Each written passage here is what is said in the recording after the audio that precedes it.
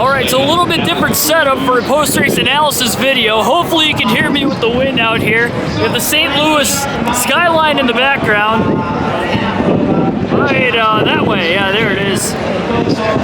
So I wanted to do it from the racetrack. Traffic's going to be terrible getting out of here, so I figured why not wait around and do it here. Best spot for it. So Joey Logano won today's race. Kyle Busch ended up in second. Green-white checker finish at the end after Kevin Harvick had some sort of mechanical failure, it looked like, going into turn 3.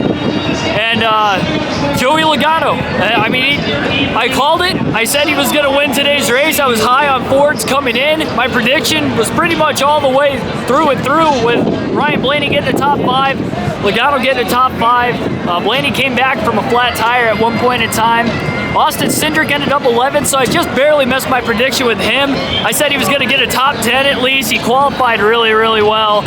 He honestly had probably one of his better performances of the year. He was in the top 10 most of the day, but those last couple restarts, he was stagnated between 8th and 12th. Looking at the leaderboard in front of me, Aric Almirola had a surprising top 5 run today. I mentioned in the pre-race predictions that it seemed like the New Hampshire style of racing was likely going to be the case today. The drivers that ran well there last season were probably going to run there well again here today.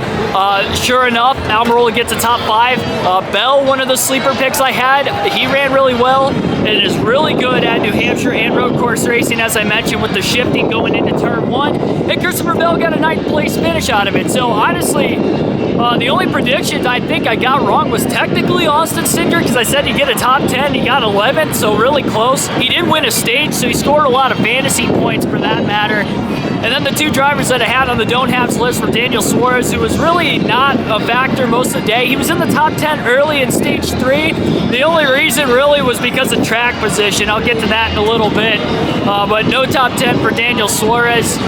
And as far as the other don't have pick, I can't really... Oh, Kevin Harvick. Yeah, and Harvick ended up having a mechanical failure. So I went 5 for 6 on the predictions, and I got a bonus point because Joey Logano won the race. So I only messed up on Cindric getting an 11th place finish instead of a top 10. So by 1 spot, I missed sweeping the board cleanly with the predictions this week. I'd say probably the best predictions. And I was really confident coming in because I felt after practice and watching the truck race last night and races here in the past in the truck in the Busch Series, it really, really feels like a New Hampshire style racetrack.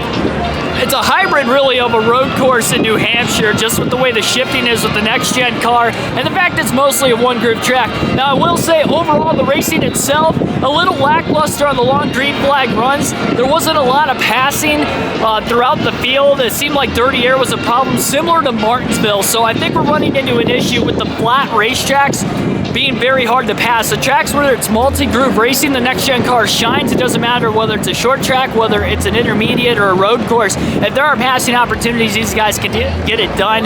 But if it's a mainly one-groove track like Gateway today, like at Martinsville earlier this season, that's where the next-gen cars having some sort of a bubble effect or dirty air effect like we saw with the 550 package.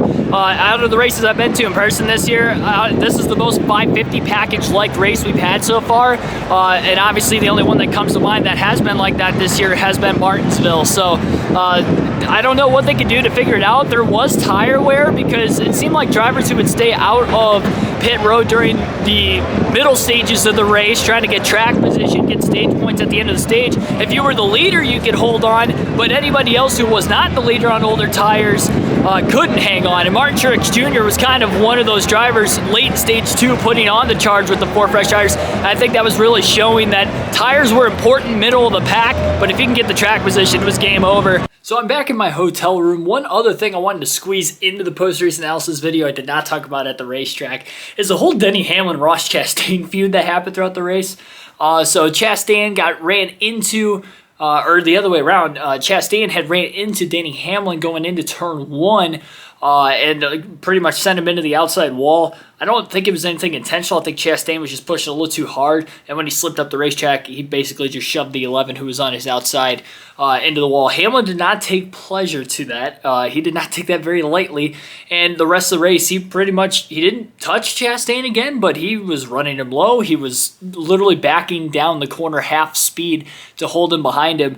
I'm surprised NASCAR did not black flag Denny Hamlin, to be completely honest, when that happened. I could see maybe the first time letting it go, but when he was hanging back the second time and not letting it go, and the third time, and I think there was like 4 times throughout the course of the race, they just let Denny Hamlin do it. I don't know if there was any radio communication, but I'm very shocked Denny Hamlin did not get black flagged. And maybe from Hamlin's side of the story, maybe he's like, well, I never touched him, which he didn't. Okay, so maybe there's a loophole in a rule or something there, but regardless of the fact, I'm surprised Hamlin didn't get black flagged. The integrity of the race, I feel like, was kind of broken a little bit right there. Obviously, you have feuds going back and forth, but I just wanted to throw that in there. Chase Elliott got in on it too.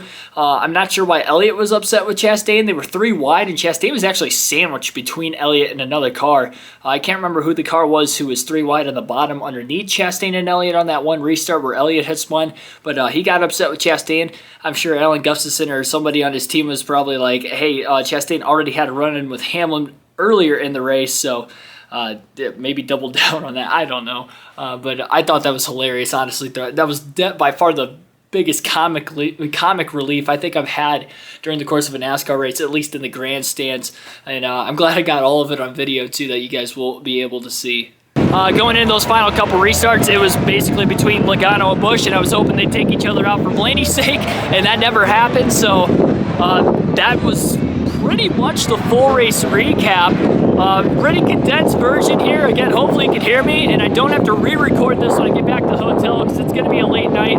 Tune in for a race highlight video from the grandstands, as usual, for every race I go to in person. Like and subscribe, of course, as always, as well. We'll go back to the live race commentary next weekend at Sonoma. I'll be back at home, and I'll get that commentary out for you guys for that live stream next week. So thank you, everybody, and I'll see you next time.